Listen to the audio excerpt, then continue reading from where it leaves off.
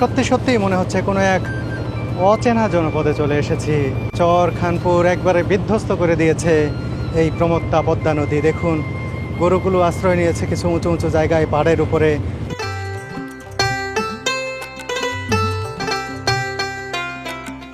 ঘাটে নৌকা ভিড়ে গেছে, সবাই নামছেন ধীরে ধীরে। আর এই যে আজুল ভাই নৌকার এই মাথা ধরে রেখেছেন। এই আজুল ভাই, কেমন আছেন ভাই?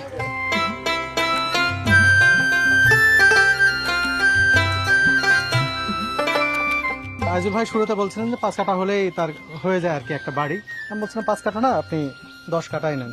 তো আজুল ভাইকে সেই জমির দাম আমি তুলে দিচ্ছি। আজুল ভাই,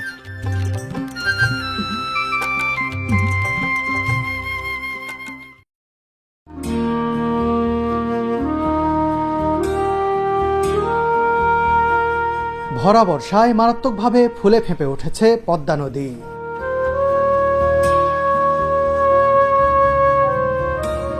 প্রলয়ঙ্করী এই নদীটি সকাল বিকাল চোখ রাঙাচ্ছে রাজশাহী শহরকে। কিন্তু শক্তপোক্ত শহররক্ষা বাঁধের কারণে এমন পরিস্থিতিতেও অনেকটা নিশ্চিন্তে ঘুমাতে পারছে নগরবাসী। নদীটির ঠিক ওপারেই ভারত সীমান্তবর্তী জনপদ চর খানপুর। সেখানে নেই কোনো রক্ষা বাঁধের বালায়। তাই তো পদ্মার জলে ডুবতে বসা সেই ছোট্ট জনপদের মানুষের চোখে নেই রাতের ঘুম। আবারও যাচ্ছি চর খানপুরে বেশ কিছুদিন পর, কয়েক মাস পরে। আপনারা বারবার বলছিলেন আজুল ভাইকে দেখতে চান, চর খানপুরকে দেখতে চান, শোন ভাই যাচ্ছেন না কেন। আমার যে বিলম্ব হলো, বিলম্বের পিছনে বেশ কিছু কারণ আছে। এই ভিডিওতে যেতে যেতে আপনাদের সাথে শেয়ার করব। কিছু খারাপ লাগার ঘটনা আছে, আবার আমার কিছু ব্যস্ততার কিছু বাস্তব চিত্র আছে। সব কিছু মিলেই দেরি হলো। খারাপ লাগার ঘটনা কি সেটাও যেতে যেতেই আপনাদের সাথে শেয়ার করব। চর খানপুর, আজুল ভাই, তাদের নিয়ে কথা বলবো। আর পদ্মা নদীতে এখন অনেক পানি, একেবারে জল টইটুম্বুর অবস্থা। দেখুন আপনি কি চর খানপুর থেকে আসলেন নাকি মাজার দেয়ার ভাই? চর খানপুর না মাজার দেয়ার? ওরে বাবা, হ্যাঁ খানপুর। দেখুন চর খানপুর থেকে দুধ নিয়ে আসা হচ্ছে, দুধ নিয়ে যাচ্ছে। আমরাও চর খানপুরে যাব। অনেক পানি পদ্মায়, চর খানপুরের ভিতরেও কিছু জায়গায় পানি ঢুকে গেছে। সেসব জায়গাও ঘুরে দেখার চেষ্টা করব। আমরা যাব আজকে এই যে এই নৌকায় চর খানপুরের কিছু মানুষ উঠেছেন, সেখানকার সীমান্তরক্ষীরা উঠেছেন। তাদের সাথে একসাথে আমরা কিন্তু আজকে চর খানপুরে যাব। আর আজকে আমাদের সাথে আমরা একসাথে যাচ্ছি। এই যে ছোটো ভাই এনায়েত আছে, মুন্সি এনায়েত, রেজভি, আর কই আমান, বারিক মৃধা কই, ওই যে আমার বোন জামাই বারিক মৃধা, রাজশাহী কলেজের উনি সহকারী অধ্যাপক। আমরা সবাই মিলে একসাথেই যাচ্ছি আজকে চর খানপুরে।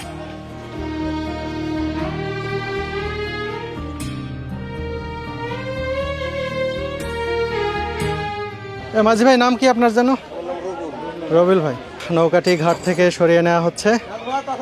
কিছুক্ষণের মধ্যে চর খানপুরের উদ্দেশ্যে রওনা দেব আমরা।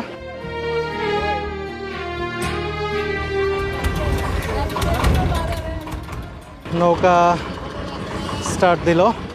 এখন এই বড়কুঠি ঘাট থেকে নৌকাটি ছেড়ে যাচ্ছে চর খানপুরের উদ্দেশ্যে। ভয়াবহ স্রোত, একেবারে জল টইটম্বুর। এই পথে, নৌপথে যেতে আমাদের 1 ঘন্টার মতো সময় লাগবে। নৌকা চলতে শুরু করতেই লাইফ জ্যাকেট পরে নিলেন বিজিবি সদস্যরা। শুরুতে ভেবেছিলাম তাদের কাছেও লাইফ জ্যাকেট নেই।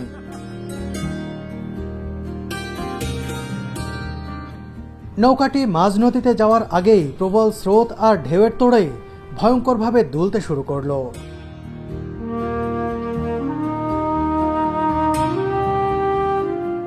পাহাড়ে থেকে যেরকম মনে হচ্ছিল যে শুধু স্রোত, সেরকম ঢেউ নেই, কিন্তু এদিকে আসার পর দেখছি যে কতটা উত্তাল এই পদ্মা নদী। রক্ষা যে বড় নৌকাতে যাচ্ছি, তাই ভয় কিছুটা কম লাগছে। আমাদের লাইফ জ্যাকেট নেই, এটা একটা ভয়ের বেশি কারণ। আর সামনে এই জায়গায় দেখুন, এই জায়গায় অনেক উত্তাল, এটা ভয়ানক উত্তাল। আমি একটু নেমে বসলাম, যেখানে বিরাট ধাক্কা লাগবে বুঝতেই পারছি। দেখুন, ও বাপরে, দেখুন কি অবস্থা। কি ভয়ানক উত্তাল পদ্মা। এই পদ্মার মাঝ দিয়েই আমরা যাচ্ছি চরখানপুরে। চরখানপুরের মানুষদের কাছে এটা সারা বছরই দেখতে হয়। বর্ষা মৌসুমে তারা এভাবেই পারাপার হন। এখানে অনেক নারী পুরুষ রয়েছেন যারা চরখানপুরে যাচ্ছেন। তাদের কাছে এইসব উত্তাল নদী ছোটবেলা থেকেই দেখা, এটা নতুন কিছু নয় তাদের জন্য।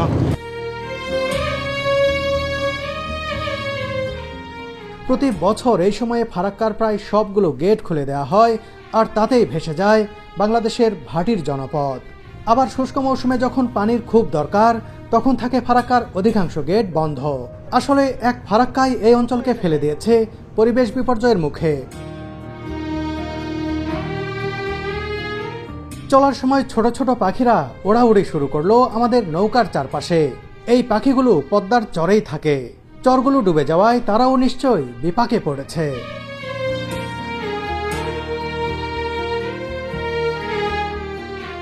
এই নৌকায় চরখানপুরের বেশ কয়েকজন নারী পুরুষ রয়েছেন। তাদের কেউ শহরে ডাক্তার দেখাতে, কেউ বাজার করতে, আবার কেউ বা এসেছিলেন ব্যবসার মালামাল কেনাবেচা করতে।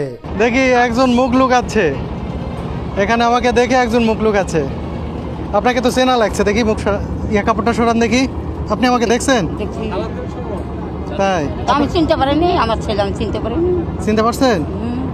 এই দেখছেন আইজুল ভাইয়ের মা এখানে বসে আছে, আমরা জানি না তো। লুকায় আছেন কেন খালাম্মা আপনি? কি করবো বন্ধুরা দেখেন, এখানে খালাম্মা বসে আছেন, আইজুল ভাইয়ের মা। আমাকে দেখে মুখে কাপড় দিয়ে আছে। মুখ ঢেকে আছেন কেন? হ্যাঁ খালাম্মা, হ্যাঁ আপনি তো পটপট করে কথা বলেন, তা আজকে আমাকে দেখেও কথা বললেন না, চুপ করে আছেন। বলবো যে ভিডিও করছেন যে ভিডিও করছি, আগেও তো ভিডিও করছি আপনার। বললে কি হবে, লাইভ করে ভিডিও করছেন না? লাইয়ের উপর ভিডিও করা যাবে না? না মানুষ নেই। বলছে লাইয়ের উপরে কেন ভিডিও করতেছে। আপনি ভালো আছেন তো? হ্যাঁ ভালো। কি কি কি কিনলেন শহরে? বিটে যা যা দিল তাই তাই। মেয়ের বাসায় গেছিলেন?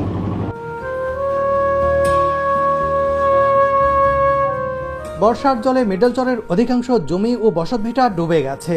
মানুষ তো বটেই, গবাদি পশুদের রাখারও জায়গা মিলছে না এই চরে। তাই তো পশুদের এই গাদাগাদি অবস্থা। একেবারে চরখানপুরের কাছাকাছি চলে এসেছি। পাড়ে নিশ্চয়ই আজিজুল ভাই অপেক্ষা করছেন। নৌকা ভিড়ানো হবে কোথায় এটা বুঝতে পারছি না, কারণ আমি আগেও বহুবার বলেছি এই চরখানপুর এমন একটি জায়গা, এক এক সময়ে এক এক রূপে চোখের সামনে ধরা দেয় এই চরখানপুর। এই ভরা বর্ষায় দেখুন এদিকে পাড় ভেঙে গেছে, মানে অচিন জনপদ মনে হচ্ছে। প্রত্যেকবারই নতুন করে আবিষ্কার করি এই চরকে, দেখে একটা অচেনা কোনো সীমান্তবর্তী গ্রাম মনে হচ্ছে এই চরখানপুর আমি দেখিনি, এই চরখানপুর আমি চিনি না। একটা অচেনা লাগছে দৃশ্য। এই বর্ষায় প্রতি বছরই বর্ষায় ভাঙন হয়, ভাঙনে অনেক জমি বিলীন হয়ে যায় এই পদ্মা গর্ভে। ধীরে ধীরে একেবারেই সংকুচিত হয়ে আসছে চরখানপুর। তারপরেও কিছু জায়গা টিকে আছে এখানে, কিছু মানুষ এখনও বসবাস করছেন এখানে। সেই সব মানুষের জীবনযাত্রায় তুলে ধরে আমি দেখার চেষ্টা করি তারা কেমন আছেন। এই যে এই পাশটা হচ্ছে ভারত, আর এটা চরখানপুর, ওই পাশে আবার ভারত। অর্থাৎ এই যে ছোট্ট চরখানপুর গ্রাম, এই চরের তিন পাশেই ভারত, আর এক পাশে শুধু এই যে অংশ দিয়ে ঢুকছি এই পাশটা হচ্ছে বাংলাদেশ।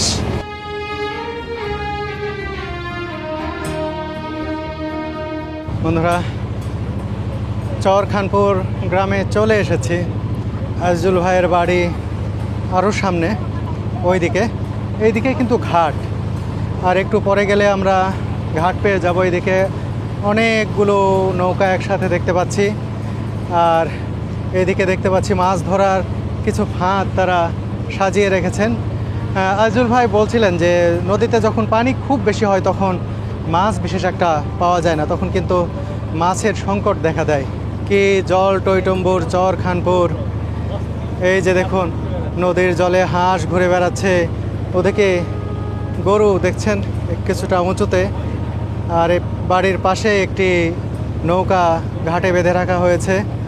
খুবই সুন্দর একটি গ্রামীণ দৃশ্য, কিন্তু এখন তাদের জন্য কিন্তু ভয়, এই সৌন্দর্য তাদের মধ্যে কোনো আনন্দের উদ্রেক করে না, বরঞ্চ তাদেরকে আতঙ্কে রাখছে। সব সময় এই নদী ফোঁস করছে, কখন যে এই বাড়িঘরগুলো নদীগর্ভে বিলীন হয়ে যাবে, কোন রাতে নাই হয়ে যাবে এই বাড়িঘরগুলো। দেখুন, এভাবেই কিন্তু চরখানপুর ধীরে ধীরে বিলীন হয়ে যাচ্ছে।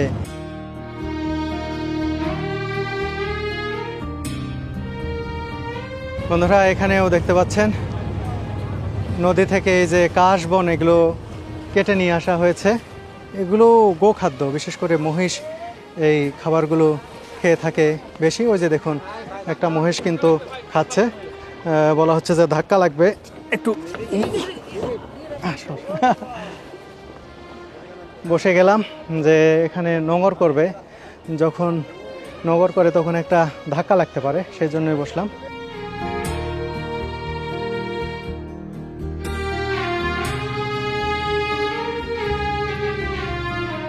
সত্যি সত্যি মনে হচ্ছে কোনো এক অচেনা জনপদে চলে এসেছি। চরখানপুর একবারে বিধ্বস্ত করে দিয়েছে এই প্রমত্তা পদ্মা নদী। দেখুন, গরুগুলো আশ্রয় নিয়েছে কিছু উঁচু উঁচু জায়গায়, পাড়ের উপরে। ভিতরের দিকে বেশ কিছু জায়গায় পানিও ঢুকে গেছে। আর এখানে দেখুন, পাট ধৌত করছেন নদীতে।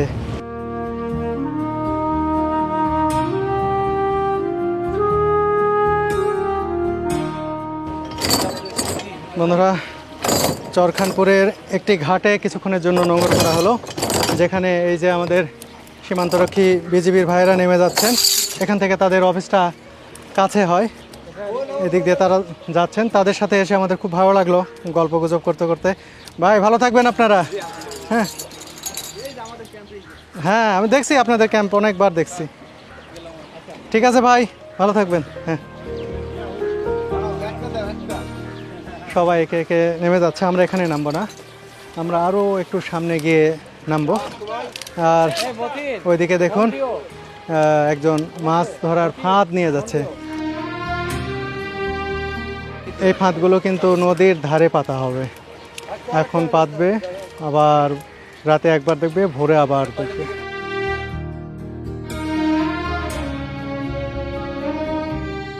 এই বিজিবির ভাইরা এই অন্য একটি ক্যাম্পে ছিল, সেখান থেকে এই ক্যাম্পে চলে আসলো। আমি জিজ্ঞেস করছিলাম যে কতদিন পর পর আপনাদের চেঞ্জ করতে হয়। বললেন যে 2 মাস পর পর তাদের এক ক্যাম্প থেকে আরেক ক্যাম্পে যেতে হয়।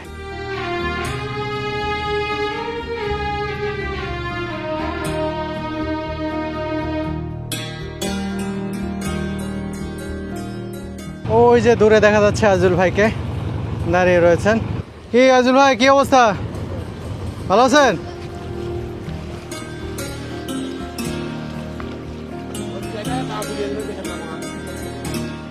ঘাটে নৌকা ভিড়ে গেছে, সবাই নামছেন ধীরে ধীরে।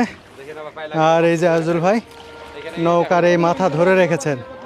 তিনি না ধরে রাখলে নৌকা সরে যাবে, কেউ নামতে পারবে না, সে কারণে তিনি ধরে রেখেছেন। দেখুন, নৌকা থেকে মালামাল নামানো হচ্ছে, সবাই নেমে আসছেন।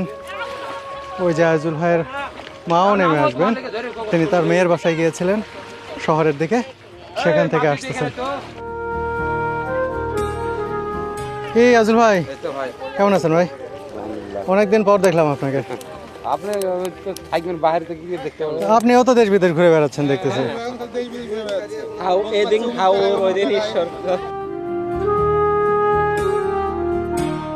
নৌকা থেকে নামার পর চরের মানুষেরা যে যার বাড়ির দিকে হাঁটা দিলেন।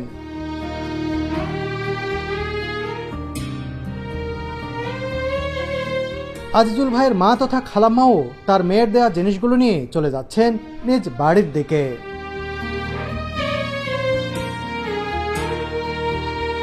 চলে এসেছি চরখানপুরে। কয় মাস পরে আসলাম আজিজুল ভাই? মেলা বলেন, অত হিসাব করে রেখলো তো, তাও ধারণা করেন কয় মাস হবে? অত মোটামুটি 6-7 মাস হবে। 6-7 মাস। কেমন ছিলেন এই সময়টাতে? তো চলছে, ভেঙে চলিয়ে বেড়াচ্ছি। সবাই বলে চরখানপুরে আসতে, জি। কিন্তু আসবো আসবো করে দেরি হয়ে গেল। আর আপনি তো বাইরে সবসময় বাইরে সফর থেকে কি রাখবেন? বাইরে তো বাইরে, হ্যাঁ, কিন্তু একটা জিনিস না আমার মন খারাপ, সেটা জানেন কিনা বলেন? আমি আসার সময় আমার দর্শকদেরও বলছি যে একটা বিষয় নিয়ে মন খারাপ আমার। এই চরখানপুরে যাচ্ছি, আইজুল ভাইয়ের সাথে দেখা করতে যাচ্ছি, দেখেন আমার মধ্যেও সেই উচ্ছ্বাস নাই অতটা। আপনার মনও কিন্তু খারাপ। জি। বলেন আপনার মন খারাপ কেন সেটা আগে বলেন। আপনার চোখ মুখ কালো হয়ে আছে, কি ঘুম পারছো না? সেই জন্য আমার মন কেন খারাপ বলেন, বুঝতে পারছেন কিনা বলেন। কি বলবো? ধারণা করেন যে আমার মনটা কেন খারাপ হতে পারে। আসতে পারেন নেই। সেটা তো আছেই, হ্যাঁ, জি। আরেকটা কারণ আছে। কি কারণ বলেন? কি কারণ কোনটা বলবো? আমি কিন্তু ব্যাপক মানে অপদস্থ হয়েছি একটা কাজ করতেছে, কুমড়া বড়ি। জি। আজিজুল ভাই ও আমানকে স্বাবলম্বী করার উদ্দেশ্যেই চরখানপুরের কুমড়া বড়ি বিক্রির প্রমোশন করি আমি। আজিজুল ভাই তার পরিবার নিয়ে কুমড়া বড়ি বানাবেন আর আমান অর্ডার নিয়ে ক্রেতাদের কাছে পাঠিয়ে দেবে। যা লাভ হবে আমান আর আজিজুল ভাই ভাগ করে নেবেন। এখানে আমার কিছুই নেই, কিন্তু ভালো দাম দিয়ে ভালো মানের কুমড়া বড়ি না পেয়ে অনেকেই হতাশ হয়েছেন। অনেকেই খাওয়ার যোগ্য কুমড়ো বড়ির ছবি পাঠিয়েছেন আমাকে, সেগুলো দেখে আমি নিজেই কষ্ট পেয়েছি। এরপর যারা খারাপ কুমড়ো বড়ি পেয়েছিলেন তাদের প্রায় সবাইকেই আমি নিজে থেকে প্রায় 22,000 টাকা রিফান্ড করেছি। কিছুদিন আগে একজন টাকা ফেরত পাননি বলে ফেসবুকে কমেন্ট করে আমাকে সরাসরি দোষারোপ করেছেন। তার পাওনা টাকাও আমি আমানের কাছে দিয়ে রেখেছি, প্লিজ কল করে নিয়ে নেবেন। আসলে আজিজুল ভাইও হয়তো আপনাদের ভালো জিনিসই দিতে চেয়েছিলেন, কোনো কারণে তা সম্ভব হয়নি। খারাপ কুমড়ো বড়ির কারণ যাই হোক, আমি আপনাদের কাছে ক্ষমা প্রার্থনা করছি। যেহেতু আমি নিজে উদ্যোগ নিয়েছিলাম তাই সব দায় আমার। আমি কাজ করতে আসলাম আপনার জন্য আর আমানের জন্য। এটা বিজনেসটা কার জন্য ছিল? আমার জন্য ছিল। আপনার জন্য আর আমানের জন্য ছিল। জি, জি। এখানে আমার কোনো কিছু ছিল না না।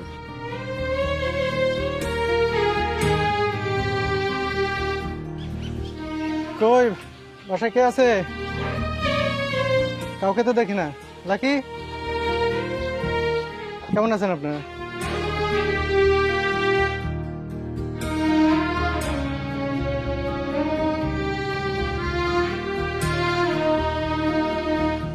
বন্ধুরা, আজকে এখানে আসার পরে আজিজুল ভাইয়ের কুকুর দেখতে পাচ্ছি না। কুকুরটা মারা গেছে ভাই। মারা গেছে? জি। কিভাবে মারা গেল? হঠাৎ মেরে গেছে। এখানে আসার পর পরই কাছে কাছে ঘুর ঘুর করতো, তারপরে এই খাবার দিলে সে খেত। সেই কুকুরটা আর দেখছি না। আপনারা যারা চরখানপুরের ভিডিও দেখেছেন, আজিজুল ভাইয়ের দুটা কুকুর ছিল, জি। একটা তো অ্যাক্সিডেন্ট করছিল, একটা অ্যাক্সিডেন্ট হয়েছিল, পরে মারা গেছে। জি। তো আর শেষেরটাও কিভাবে মারা গেল? সেটা ওই ভাগি মানে আপনার ওই ছিল ভালোই, যে এক সপ্তাহের মধ্যে খাইকে বন্ধ করে দিল, খাওয়া দাওয়া বন্ধ করে দিল। খাওয়া দাওয়া বন্ধ করে দিল। বন্ধ করে দেওয়ার পরে আমি আবার ওই গাঙের নদীতে মাছ মেরে একটা লেগে দিচ্ছে, এই দোকানের মাথানের কাছে, ওখানে মরে পড়ে আছে।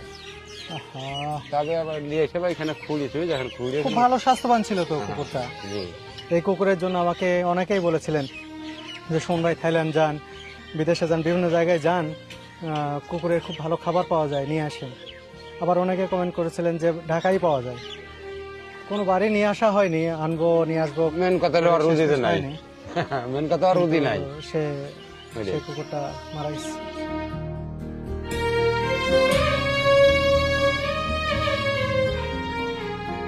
ওনারা হঠাৎ করেই বৃষ্টি নামলো চরখানপুরে। ও, কিছুক্ষণ আগেই কিন্তু রোদ ছিল, এই 5 মিনিট আগে রোদ এইখানে ছিল, বসেন না।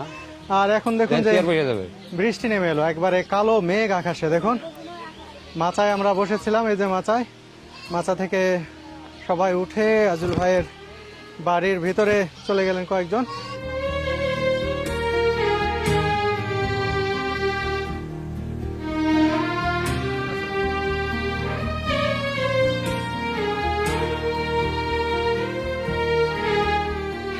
ভাবছিলাম যে বাইরে। বৃষ্টি থামবে, কিন্তু বৃষ্টি পড়তেই আছে। গাঙে ঢেউ কেমন? ভিজে গেলাম, আর মাচার নিচেই দাঁড়ায়। ওখানে চলে যান ভাই আপনি।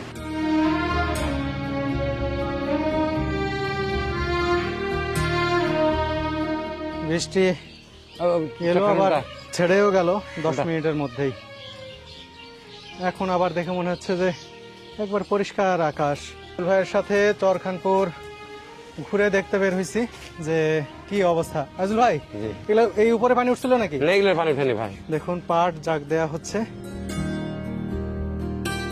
চরখানপুরে পাট কেমন চাষ হয় আজিজুল ভাই? পাটটা ভালো হয় ভাই, প্রতি বছরই হয় নাকি? প্রতি বছরই হয়, মানে খুব মেলা করে বুনে না, অল্প অল্প করে বুনে সব। এবার ভাঙন কেমন হয়েছে? ভাঙেন নেই ভাঙন নাই? না। ও, কিন্তু নদী দেখে মনে হচ্ছে মনে হয় ভেঙে গেছে অনেক। নদী দেখে ভাঙানো লেগে ভাঙছে আপনার ওই মাহাদেড় ঘাটের পশ্চিমে। ওইদিকে জি। এবছর বাড়ি ঘর ভাঙেনি এদিকে? এইদিকে না, কারো বাড়ি সরাতে হয়েছে? না, ওই যে মিডিল জোরে আপনার এতখানি করে পানি সব বাড়ির ভিতরে। হ্যাঁ হ্যাঁ। তাহলে আমরা নৌকা লিয়ে গেল, আমি যাই দেখলো সব। ও, 3 বাড়িতে 3টে মানুষ আছে, তাছাড়া কেউই নাই, মিডিল চর ফাঁকা হয়ে গেছে? ফাঁকা হয়ে গেছে। ওই যে একটা বৃদ্ধ মহিলা ছিলেন, ওই একজন বৃদ্ধা যাকে আমি, হ্যাঁ, মারা গেছে, উনি মারা গেছে মারা গেছে। কতদিন আগে? এই মোটামুটি মাসখানেক হলো। তাই? জি। মিডিল চরে জি। দেখেছিলেন এক বৃদ্ধা, খুব অভাবে ছিলেন, মেয়ে তাকে ছেলেটা- অনেক মানুষ হেল্পও করছিল। মেয়ে ছেলেটা খুব ভালো কিন্তু। হ্যাঁ, খুব ভালো ছিল। তিনি নাকি মারা গেছেন শুনে খুব খারাপ লাগছে, কষ্ট লাগছে। উনি খুব ভালো ছিল। খুব ভালো ছিল। আমি যখন আজকে আসছিলাম, সেই বৃদ্ধ নারীর কথা আমার মনে পড়ছিল যে মিডিল চরে যদি যাই ওনার সঙ্গে দেখা করব, কিন্তু মিডিল চরেই নাকি এখন কেউ নাই, বাড়ি ঘর সব কেউ নাই তো। উঠে গেছে। 3টা পরিবার আছে, তার মধ্যে সেই নারীটি নাকি মাসখানেক আগে মারা গেছে। বন্ধুরা, হাঁটতে হাঁটতে আবারও নদীর ধারে চলে এসেছি। কি প্রমত্তা পদ্মা নদী, দেখুন কি উত্তাল রূপ এই পদ্মার। এবছর নাকি কোনো বাড়িঘর এখন পর্যন্ত ভাঙেনি, এটাই স্বস্তির খবর। কিন্তু এই নদীর রূপ দেখেই ভয় লাগছে, একবার ভয়ঙ্কর পদ্মা।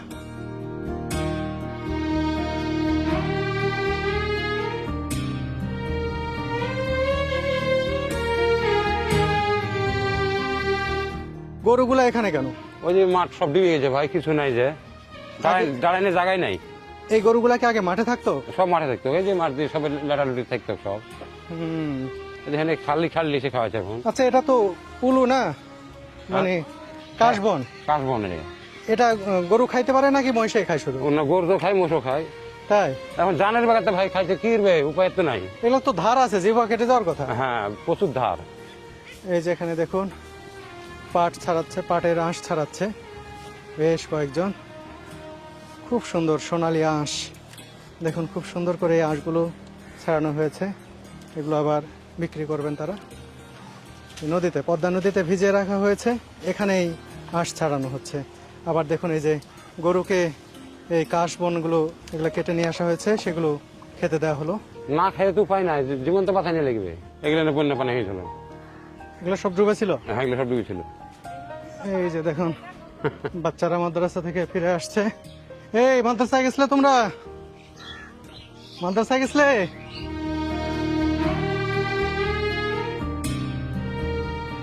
দেখুন সত্যি সত্যি চরখানপুরের মানুষেরা এই বন্যার কারণে, পদ্মা নদী এভাবে ভরে যাওয়ার কারণে, চরগুলো ডুবে যাওয়ার কারণে বিপদে পড়ে গেছেন। গরুগুলোকে দেখুন কি গাদাগাদি করে তারা রেখেছেন। যেখানেই ফাঁকা জায়গা রয়েছে, একটু উঁচু জায়গা রয়েছে, সেখানেই গবাদি পশুগুলোকে এভাবে রাখা হয়েছে।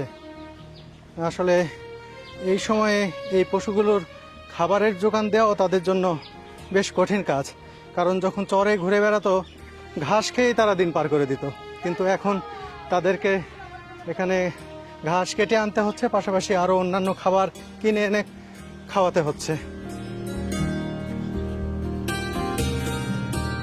বন্ধুরা, সেই শুরু থেকে আপনারা শুনে আসছেন আজিজুল ভাইকে আমি একটা জমি কিনে দিতে চাইছিলাম। প্রথমবার, দ্বিতীয়বার যখন আসছিলাম তখন বলছিলাম না আজিজুল ভাই, জি। এই পদ্মার ধারে একটু দাঁড়াই চলে। সেই সময় আজিজুল ভাইয়ের জমি নিয়ে সংকটে পড়ছিলেন যে তার বাড়ি থাকবে কি থাকবে না। তখন আজিজুল ভাইকে বলছিলাম, আজিজুল ভাই আপনার বাড়ির জন্য কতটুকু জায়গা লাগবে? তিনি বলছেন 5 কাঠা জায়গার মধ্যে খুব ভালো বাড়ি হয়। তো আমি বলছিলাম জায়গা দেখেন, আমি কিনে দেব। কিন্তু তারপর থেকে আজিজুল ভাই 3-4 বছর হয়ে গেল উনি জায়গা বের করতে পারেননি। কখনো 2 বিঘা জায়গা পান, কখনো 1 বিঘা। এখন ওই বলছে যে এরকম। আপনার 10 কাঠা জমি তার বিক্রি করতে পারবো না। আমি বলছি 5 কাঠা না, আপনাকে আমি 10 কাঠাই কিনে দেবো, কিন্তু এটা বের করেন, 10 কাঠা বের করেন। কিন্তু আজিজুল ভাই খোঁজ নিয়ে আসেন 1 বিঘা এবং 2 বিঘা সবসময়, এর কমে কেউ নাকি বিক্রি করতে যাচ্ছে না। আর একবার একজন বললো যে, ভাই বললো যে একজন বিক্রি করবে, আমি 20,000 টাকা বায়নার জন্য পাঠালাম ও ভাইয়ের কাছে, কিন্তু পরে কি হলো ওই টাকাটা দিয়ে আমি ওখানে আবার একটু মাটিতে শর্ট মারলে তো ওখানে আবার ওই মাটির মধ্যে দিয়ে দিলাম। সেটা দিয়েছেন, কিন্তু এই যারা এখানে দিতে চাইছিল তারা তো আর দিল না আপনাকে জমি। না ওই ক্লিকবাদ করে লিল ওরা, বাড়ি কাজ করার লোকে লিল। যা হোক, আজকে আমি এখানে এসেছি আজিজুল ভাইয়ের কাছে। আমার একটা দায় আছে, আমি বলেছি তাকে জমি কিনে দেবো, যেহেতু জমি পাওয়া যাচ্ছে না এই দায় আমি আজকে মেটাবো। এই জমির যা দাম হয় আজকে আমি ভাইকে দিয়ে যাব। ভাই, এই টাকা দিয়ে আপনি পরবর্তীতে জমি পাইলে জমি নেবেন, আর যদি মনে করেন এটাতে কোনো গবাদি পশু বা আপনি কি করবেন এটা আপনার ইচ্ছা। আপনাকে এই 10 কাঠা জমির দাম আজকে আমি দিয়ে যাবো ভাই।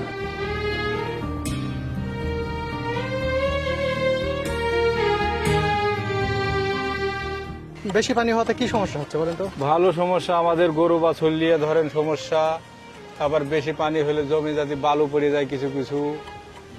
তাই গরু বাছুর নিয়ে কি সমস্যা হচ্ছে? গরু বাছুর ভালো সমস্যা, দেখেন বাইরে থুইছি, এই গরু তো মাঠে থাকে আমাদের, তাই না? এই যে বাইরে থুইছি। জমি জমা আছে আপনার? আছে হালকা পাতলা। কতটুকু? বিঘে 10-12 আছে। ওরে বাবা, বিঘা 10-12 তো অনেক। বিঘে 10-12 ওই জমি, ওই যে নিচে জমি, তো ওই জমি কাজ হয় না। এই দেখেন এটা ওই মধ্যেগাং থেকে আমার জমি। ও, আর এইদিকে এইদিকে দিলে রাস্তায় থেকে কতটুকু? এটা 4 বিঘে জমি।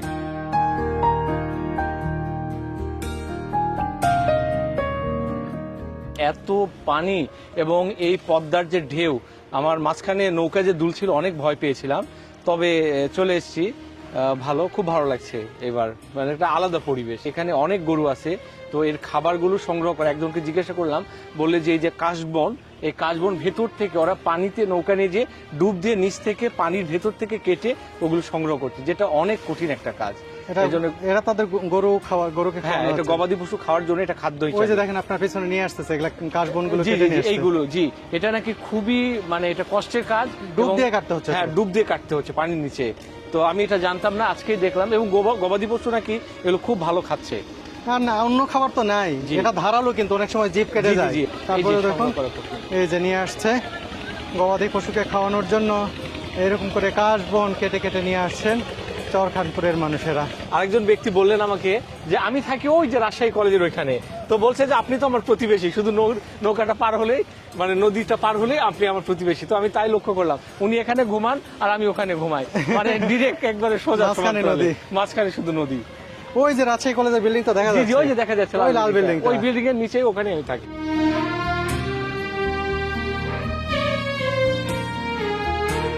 এনায়েত, এবার কেমন লাগছে চরখানপুর? এই সরখানপুর হচ্ছে, আপনি যেটা বলেন আপনার সুরেই বলি, যে প্রতি ঋতুতে প্রতিবার নতুন নতুন এক রূপে আসে চরখানপুর। এই পর্যন্ত এমন চরখানপুর দেখি নাই। এর আগে আমি যখন দেখছি, যখন ঝড়ের সময় তখন গরুগুলো নিচে ছিল, এখন বাড়ি বাথান সব একাকার হয়ে গেছে ভাই।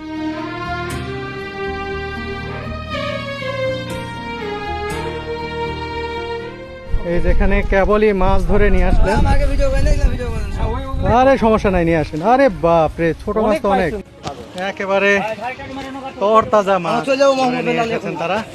এই যে দেখুন, এই পাতিল ভর্তি, এই বক্স ভর্তি অনেক ছোট মাছ। এই ছোট মাছগুলো অনেক টেস্টি হবে, অথচ দাম চাওয়া হচ্ছে মাত্র 100 টাকা কেজি। এখানেও কি ছোট মাছ? সব একই মাছ দেখুন। আরে বাবা, কি ফ্রেশ মাছ, কি দারুণ।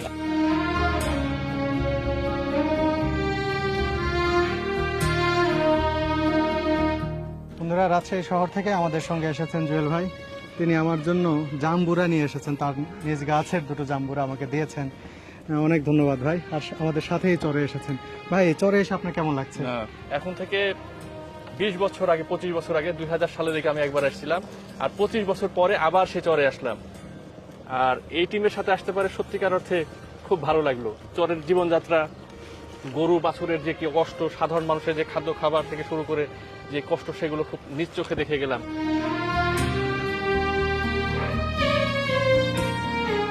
বন্ধুরা, ঘুরে ফিরে আবার চলে এসেছি আজিজুল ভাইয়ের বাসায়। এটা কে? এই যে খাবার রেডি হচ্ছে, এখন আমরা দুপুরে খাবার খাবো। হাত ধুয়ে নিচ্ছি। আজিজুল ভাই বসেন, আপনি বসেন, এখানে আসেন। আজিজুল ভাই আসেন, এখানে আসেন। এই যে ভাবি ভাত উঠিয়ে দিচ্ছেন এবারে। ঠিক আছে, অল্প একটু দেবেন ভাই, অল্প, খুব অল্প, পেট ভরা তো। হ্যাঁ হ্যাঁ, ওকে। আর এটা কি মাংস? পাতি হাঁস। আরে বাবা, হয়েছে হয়েছে। আর দিয়ে না দিয়ে দিন সবাইকে দেন হয়েছে হয়েছে এত দিচ্ছেন কেন? হ্যাঁ এরপরে আলু ভাজি দিলেন হয়েছে আর লাগবে না। হাঁসের মাংস, আলু ভাজি আর সাদা ভাত, অনেক গরম। এর মধ্যে দেখি আলু ভাজি দিয়ে শুরু করছি। ও ডাল দিবেন? আর সেই মাসকলাইয়ের ডাল।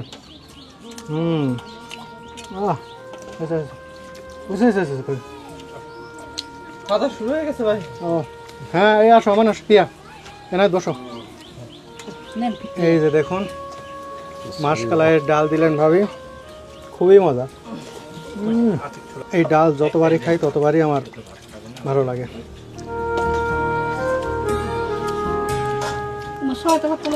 হাঁসটাও ভালো হয়েছে। এখন কি মাছ পাওয়া যাচ্ছে না একবারে? জাল রাখাই গেছে। ওই যে খালি ছোটো মাছগুলো এখন নদীতে ছোট মাছ ছাড়া যারা ওই যে বড় জাল দিয়ে ধরতেছে না এগুলো না চাইনা জালে। চায়না জালে? আপনার তো চায়না জাল নাই। না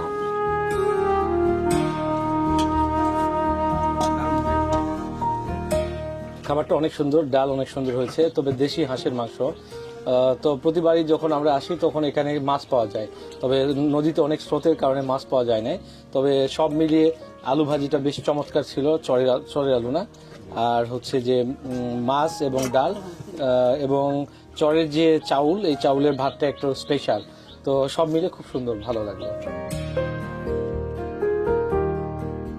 অনেক সময় চলে গেছে, যেহেতু তিনি জমিও খুঁজে পাচ্ছিলেন না, তাই তার বাড়ি করার জন্য একটি জায়গার 10 কাঠা জমির দাম যা হয় এই এলাকায় আজকে ঘুরে আমরা দাম জেনেছি যে এখানে কত করে বিঘা চলছে।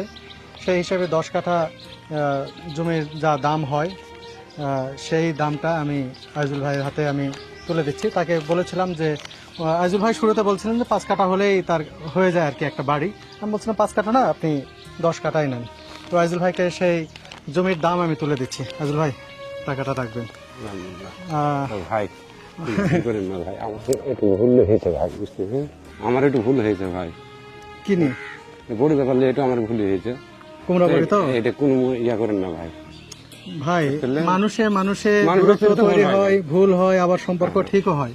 আপনারাও যারা কষ্ট পেয়েছেন আমার কাছ থেকে হোক, আইজুল ভাইয়ের কাছ থেকে হোক, আমাদের সবার তরফ থেকে আপনার কাছে আমি ক্ষমা চেয়ে নিচ্ছি। জানিয়ে রাখি আজকের এই টাকায় কিন্তু জমির মোট দাম নয়, বায়না সহ আগে পরে এ নিয়ে 3 দফায় 10 কাঠা জমির মোট মূল্য পরিশোধ করলাম আমি। আইজুল ভাই এই যে ঝড় উঠছে না, এই ঝড় কি চারপাশে সবকিছু উড়ে নিয়ে যাচ্ছে না? এই যে আমাদের মনের আকাশে যে মেঘ জমছে, সেই মেঘ হয়ে এই ঝড় দূর করে দেবে।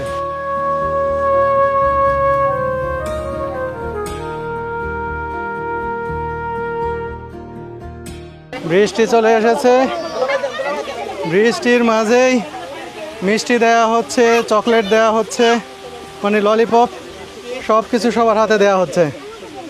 কি একটা করে মিষ্টি, একটা করে ললিপপ? আচ্ছা আচ্ছা।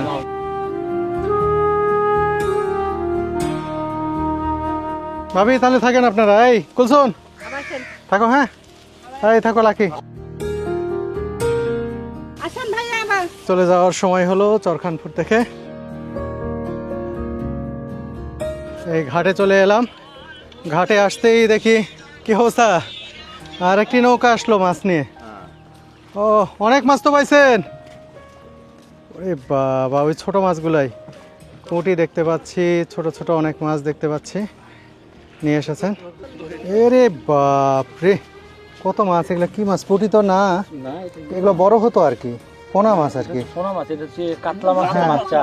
কাতলা মাছের বাচ্চা অনেক বড় হতো এগুলো, দেখুন অনেক বড় হতো। আর এই যে এটা হচ্ছে কি বলে, টেপা মাছ না? এটা বেতেঙ্গা, এটাকে কি বলেন আপনারা? রানী মাছ বলে রাজবাড়ি। রানী মাছ না? আর এই যে এইগুলো দেখুন একেবারে কাতলা মাছের বাচ্চা, এগুলো অনেক বড় হতো, সেগুলোর জন্য আফসোস হচ্ছে। অনেক পোনা মাছ, এই চায়না জালে মানে সব মাছ ধরা পড়ে, পোনা পর্যন্ত। এই যে চায়না জাল বলে এগুলোকে, এই চায়না জাল দিয়েই মাছ ধরে নিয়ে আসা হচ্ছে। মানে 2-1 দিন আগে জন্ম নিয়েছে এইরকম ক্ষুদ্র মাছও এই চায়না জালের ফাঁদ থেকে বের হতে পারে না। এই চায়না জালের প্রভাব এত বেড়েছে এই নদীগুলোতে, যাতে করে এই নদীগুলো ধীরে ধীরে মাছ শূন্য হয়ে পড়ছে। কারণ একেবারে ছোট্ট ক্ষুদ্র মাছগুলো যখন আটকা পড়ে, সেগুলোর আর বড় হওয়ার সুযোগ থাকে না, শুরুতেই বিনাশ হয়ে যাচ্ছে।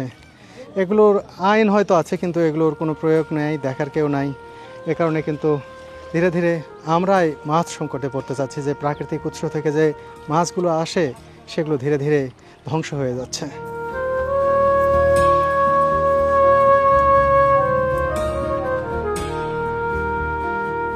চলে এসেছি নৌকার কাছে। এই যে এই নৌকায় এসেছিলাম, আবার এই নৌকাতেই ফিরে যাব শহরে। আজিজুল ভাই জি থাকেন, যাচ্ছি। হ্যাঁ, মনে কিছু করেন না ভাই, আসেন না বাবা আছে। না না, আসবো ভাই, আসবো।